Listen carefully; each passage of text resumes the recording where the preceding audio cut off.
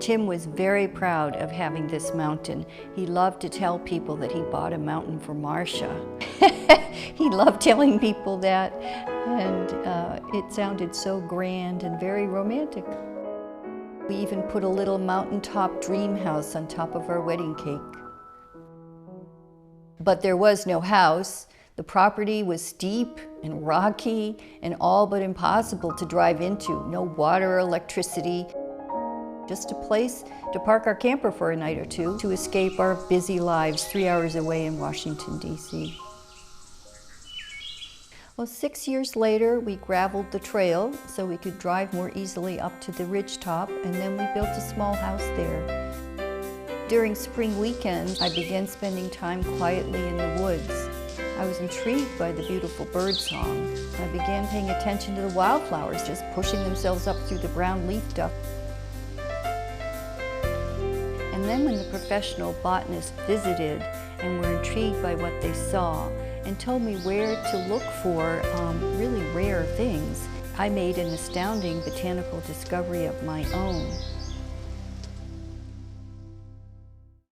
The memoir begins with the story of the love for a man and then the love for nature. So the story starts with the romance and the grand gesture and all of that, but then I was diagnosed with an advanced cancer and it looked like I wasn't going to make it. And as I'm expecting an untimely death and to have my ashes scattered on Naked Mountain, something even worse and unthinkable happens.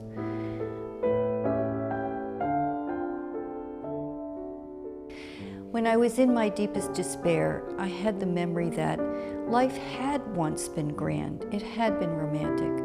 So I thought, let's see what happens. The thing that really triggered my road to recovery was the presentation of opportunity. And it was in the guise of a man. And I had an opportunity with this man who knocked on my door practically to decide whether I would pursue a relationship or not. You know, I was grieving, I had been through a lot, and it was a very tough decision for me.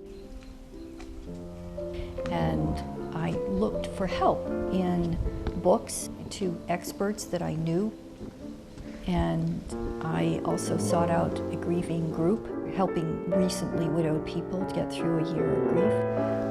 They didn't seem to apply to my situation.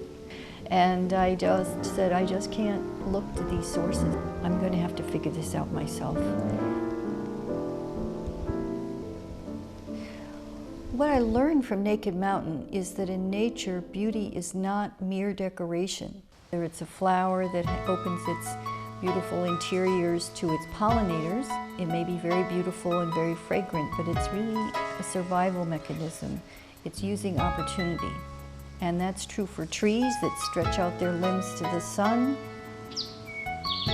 or the melodic voices of birds that ward off intruders and attract mates.